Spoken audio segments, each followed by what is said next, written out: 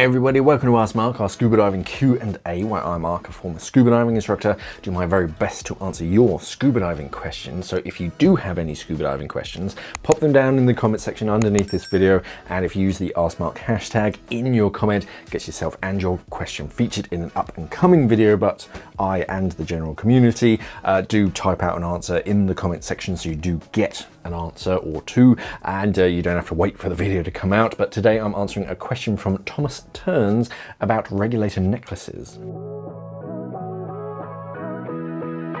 So Thomas says, "Hey Mark, thanks for all of your help. It's well appreciated. You are welcome. My question is for a respirator necklace for the primary or the Octo." So if you are diving a regulator with a necklace on, the necklace should always go on the second stage with the shortest hose. The main reason for the necklace is so that should the second stage that you're breathing from fall out of your mouth for whatever reason, there's always a second stage right by your chin that you can then swap to. Whether that's because the primary, the one that you're breathing from, has just fallen out of your mouth and hasn't gone very far, or that one falls away and there's already a second one around your chin that you can swap to. But if your Octo, your long hose, is on a necklace, then you can't donate that to your buddy if they need it. So this one always needs to be on some kind of quick release mechanism.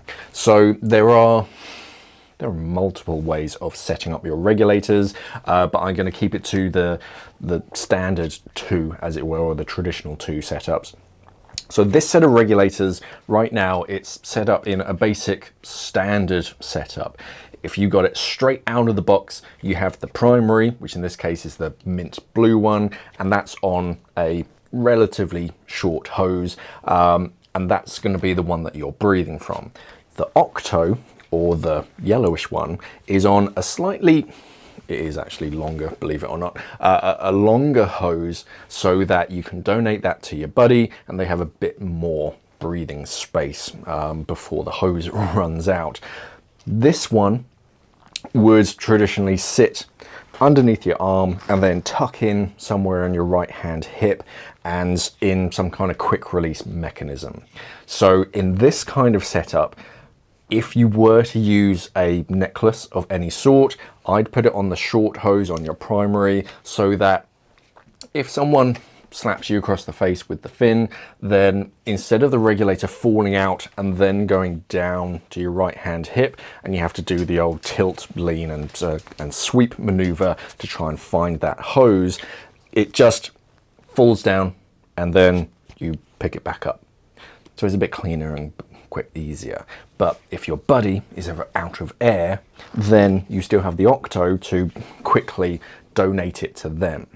In a long hose primary donate setup, you also have the short hose regulator. That's now your alternate. So that sits in a necklace around your neck, but the long hose then ends up in your mouth. It's usually a lot longer than this. It's usually 2.1 or 1.5 meters long, 5 or 7 feet.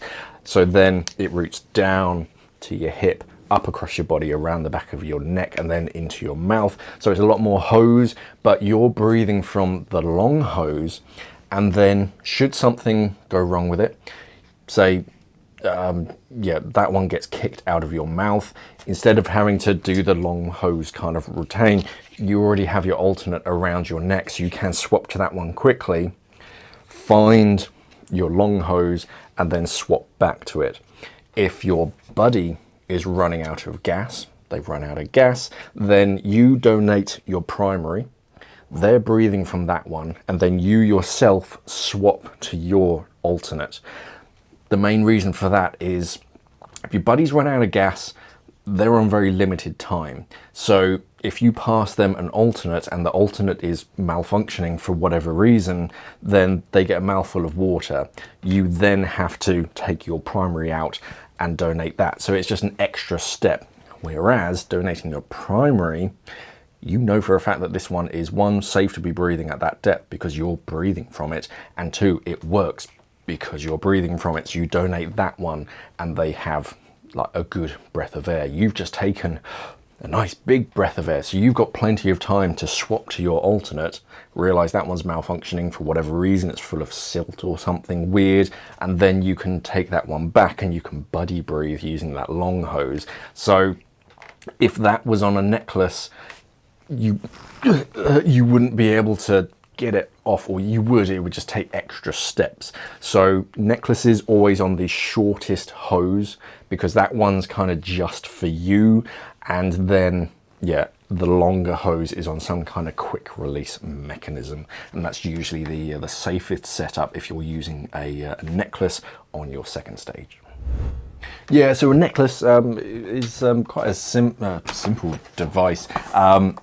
In this case, it's just a section of like 5mm bungee that's attached onto the second stage, so that, yeah, in the unlikely event the second stage is knocked out of your mouth, that goes around your neck. I'm not going to put it on because it'll screw up with my microphone, but it's just a section of bungee so that the second stage doesn't go very far and you don't have to try and find it. It just sits neatly around your neck.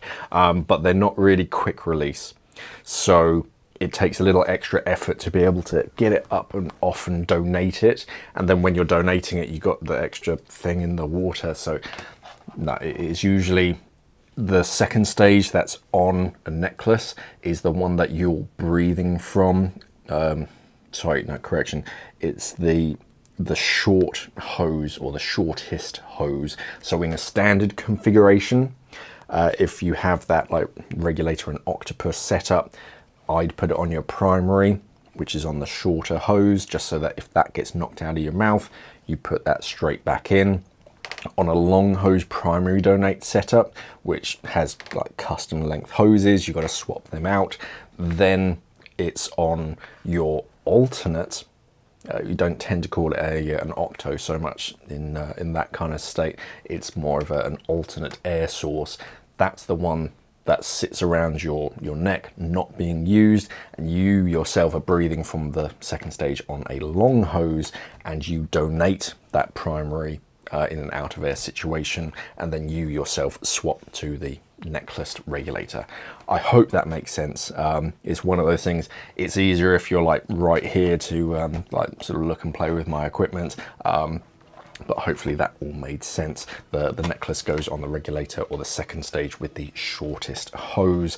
Yeah, and a lot of divers do prefer it that way. Instead of having a quick release mechanism, you just have your alternate in a necklace just in case it gets knocked out. So you don't have to do that tilt and sweep kind of way to find your second stage.